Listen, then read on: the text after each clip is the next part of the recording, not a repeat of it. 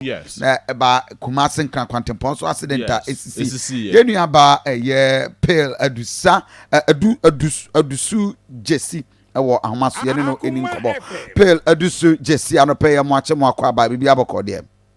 Na me adom ne ahweye me demo so.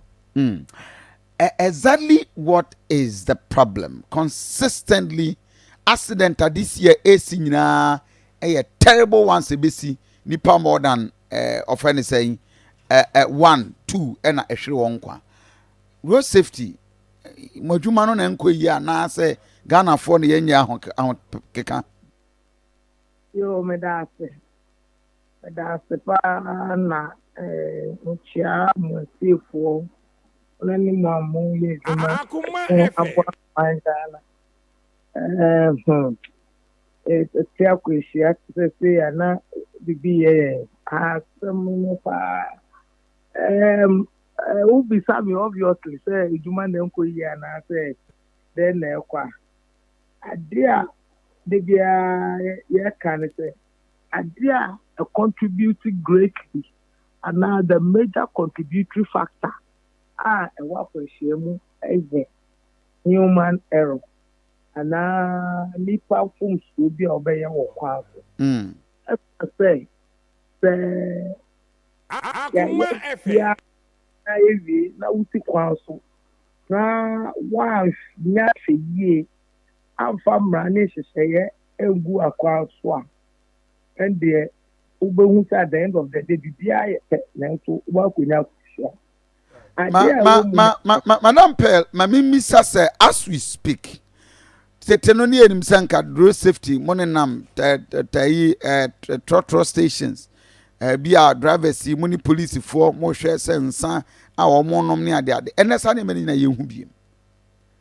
uhu pa wo ho papa Akoma portable also and then your staff no you read from less than 100 according to 50. Oh, okay. And now yeah first no na outreach depend yeah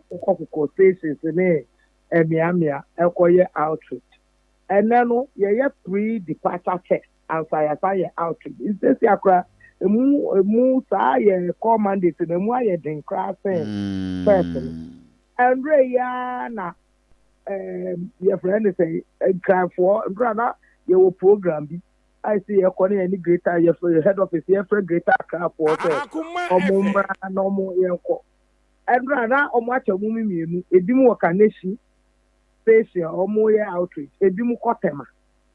other regions major operational work of road safety outreach education sensitization advocacy it is a eduma na ya no eduma be biom na ye be ye mo say ye road safety inspectors omo wo kwa so ade ewo mu an say one human error no edoso se see a human error pa na ma accident esi ekoso o my Ghana mu right Akoma to factor I say se wo du kwa no so na wa wo tibi say Ghana kwan de enye enti men kwan ne afofo kwan SMS enti ekwa we so sani a mefa ne say amafofo so omo kwan ne ye enti omo tumi coast speed dodo aya omo tumi overtake because omo kwan no dualized road it's all no to be sign nipa hu me de no de show adin say me de na enti sa